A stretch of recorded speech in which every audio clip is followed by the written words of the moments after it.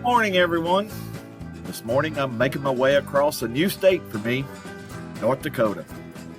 Before I started this adventure, some of my friends told me there wasn't a lot to see here in North Dakota and that I would be wasting my time.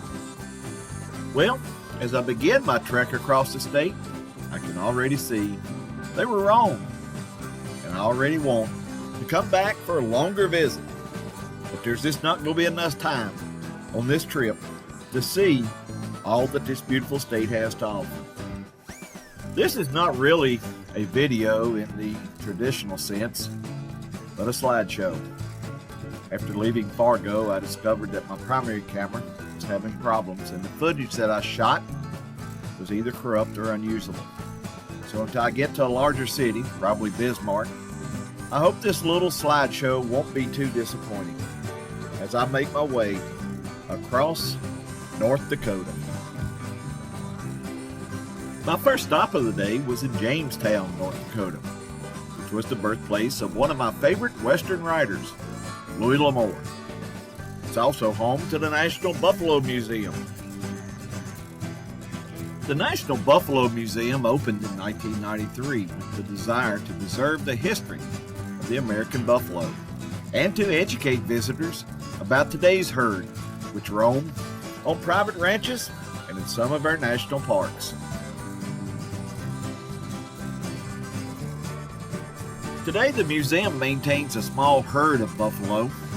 For a number of years, it was home to White Cloud, the rare white buffalo. When White Cloud died in 2016, the sacred buffalo was preserved and is today on display in the museum. The museum's herd today features not one, but two white buffalo, named Dakota Legend and Dakota Miracle. During my visit, both with roaming elsewhere on the museum's Buffalo Ranch. Visitors to the museum will no doubt want to make the short walk out to the world's largest buffalo, which stands on a hillside that is visible from Interstate 94. This huge concrete buffalo is named Dakota Thunder and has stood here since 1959, standing 26 feet tall and weighing a massive 60 tons. It is one of North Dakota's most popular roadside attractions.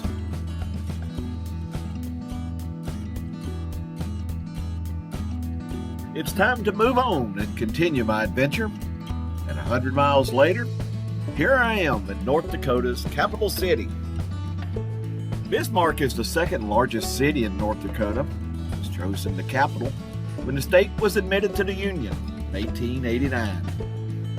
The Capitol building that stands here today was built between 1932 and 1934. It stands 21 stories tall and resembles a modern office building rather than a more traditional domed capitol. It's the tallest building in North Dakota. It's known as a skyscraper on the prairie. The building features an observation deck on the 18th floor. During my time at the Capitol, it was closed due to a government function. It's getting late in the afternoon, and I've decided to spend the night here in Bismarck, trying to address the camera issues that have plagued me since leaving Fargo. We'll see what happens, so stick around.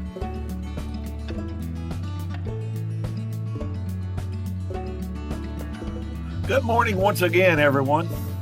I spent the night here in Bismarck, North Dakota. And yesterday, while I was out walking around the Capitol grounds, I talked with a gentleman who ended up hooking me up with an electronics guy.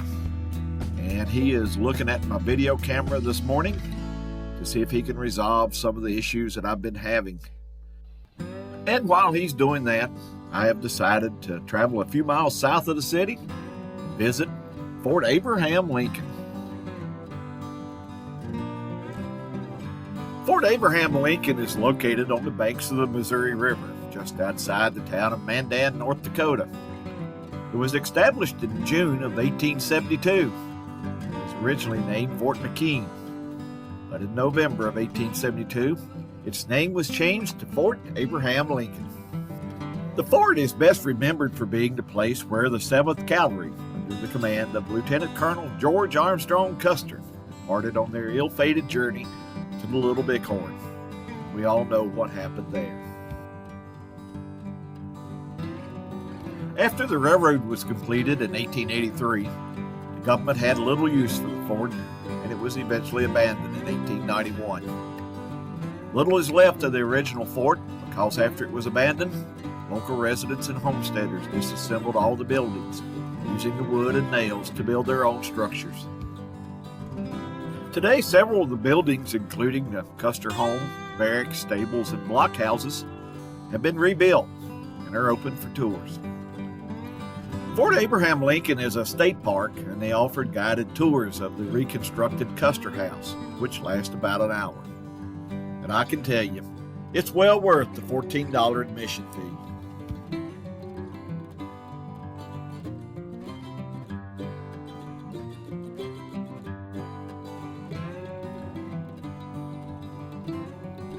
This is the reconstructed home of George and Libby Custer. Custers lived here at Fort Abraham Lincoln from 1873 until he died to the Little Bighorn in the summer of 1876. The original Custer home was built in 1873 and burned to the ground sometime in 1874 or 1875. Today, costume guides take you through the home, tell you about the life the Custers had while living here on the banks of the Missouri River. As you can see from the period furnishings, the Custers lived a rather elegant life by frontier standards, and they enjoyed showing off their fine furnishings, entertaining junior officers, and the occasional visiting dignitary. The life the Custers enjoyed was not typical of other officers who were stationed on the western frontier. Even one of the guides here at the fort said that the home reflects the large ego of both George and Libby Custer.